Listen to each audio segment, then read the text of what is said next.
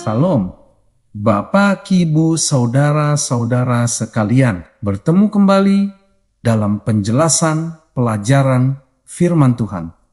Hari ini, Kamis, tanggal 2 bulan April tahun ke-2026. Judul pelajaran hari ini adalah Terhubung dengan Pohon Anggur Bapak, Ibu sekalian. Pelajaran hari ini mau mengajak kita untuk memahami bahwa tinggal di dalam Kristus bukan sekadar konsep rohani, melainkan pengalaman hidup yang nyata, namun seringkali terasa sulit dijalani dalam arus kehidupan yang sibuk dan penuh tekanan. Banyak orang merasa bahwa mengikuti Tuhan menjadi beban yang berat dan melelahkan. Hal ini terjadi karena hubungan dengan Allah sering dipahami hanya sebagai kewajiban religius yang berfokus pada tindakan luar. Padahal Allah tidak menginginkan hubungan yang didasarkan pada paksaan atau rutinitas kosong. Dia menghendaki hubungan yang hidup, yang dibangun atas dasar kasih timbal balik dan kebebasan memilih. Dengan demikian, inti dari tinggal di dalam Kristus adalah relasi kasih yang sadar dan pribadi, bukan sekadar aktivitas keagamaan.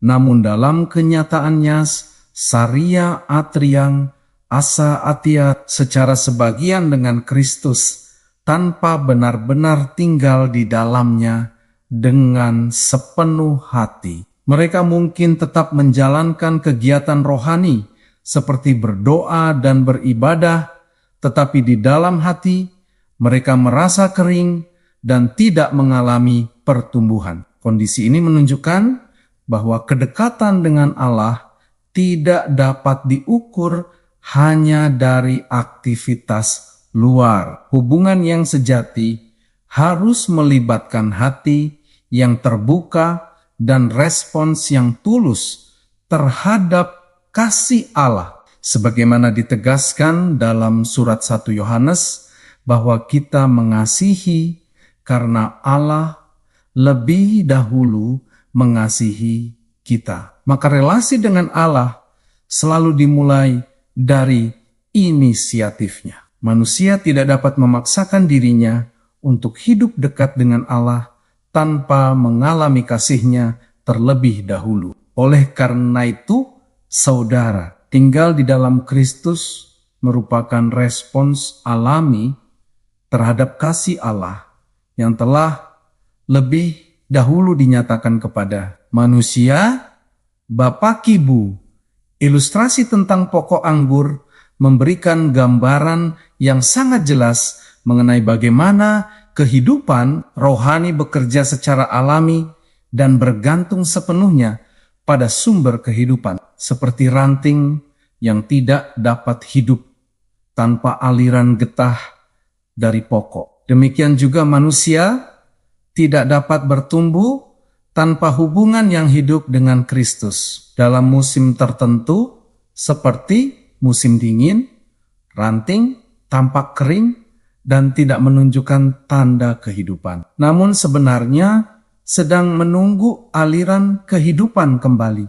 Hal ini menggambarkan bahwa dalam kehidupan rohani ada masa-masa di mana seseorang merasa jauh dan kering. Namun kondisi tersebut bukanlah akhir, melainkan bagian dari proses yang akan membawa kepada pertumbuhan. Ketika waktu yang tepat tiba dan hubungan dengan sumber kehidupan dipulihkan, pertumbuhan akan kembali terjadi. Dengan demikian, Bapa, harapan selalu ada bagi setiap orang yang mau kembali terhubung dengan Kristus.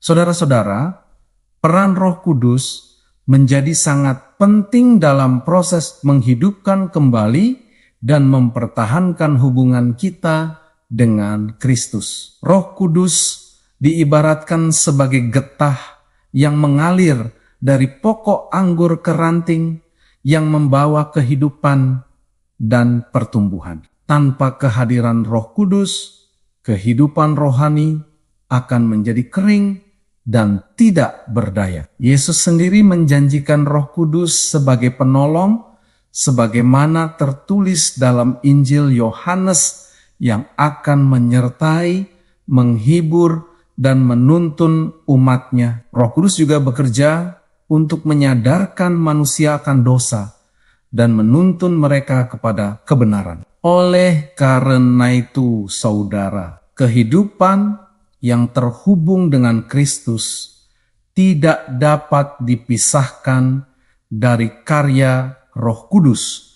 Kehadirannya menjadi bukti bahwa Allah terus bekerja dalam hidup manusia untuk memulihkan dan menumbuhkan iman. Bapa Kibu terkasih, Alkitab menegaskan bahwa Roh Kudus adalah sumber kehidupan rohani yang memampukan manusia untuk tetap hidup dalam hubungan dengan Allah. Dalam surat Roma dijelaskan bahwa Roh yang membangkitkan Kristus juga bekerja dalam diri orang percaya untuk memberi kehidupan. Hal ini menunjukkan bahwa kehidupan rohani bukan berasal dari kekuatan manusia, melainkan dari kuasa Allah yang bekerja di dalam diri mereka. Selain itu, kasih Allah yang kekal, sebagaimana dinyatakan dalam kitab Yeremia,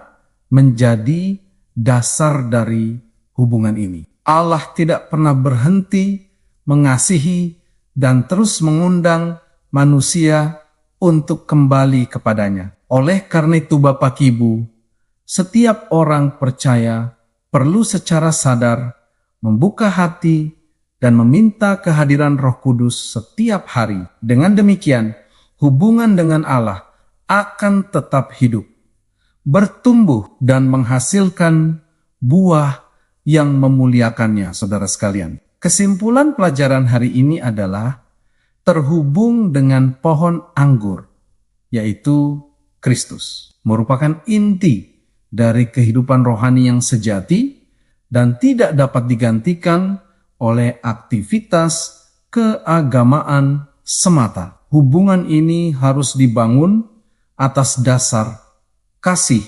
kesadaran, dan respons terhadap inisiatif Allah yang lebih dahulu mengasihi manusia. Kehidupan rohani yang sejati tidak diukur dari seberapa banyak aktivitas yang dilakukan, tetapi dari seberapa dalam hubungan dengan Kristus. Roh Kudus memegang peranan penting sebagai sumber kehidupan yang mengalirkan kekuatan, penghiburan, dan kebenaran dalam hidup orang percaya. Tanpa Roh Kudus, manusia tidak akan mampu bertumbuh dan tetap terhubung dengan Kristus. Oleh karena itu, setiap orang dipanggil untuk terus membuka hati, meminta kehadiran Roh Kudus, dan hidup dalam hubungan yang erat dengan Kristus, agar menghasilkan buah yang nyata dan memuliakan Allah.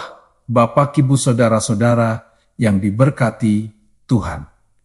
Demikian penjelasan pelajaran firman Tuhan untuk hari ini. Sampai bertemu pada pelajaran yang berikutnya. Tuhan memberkati kita semuanya.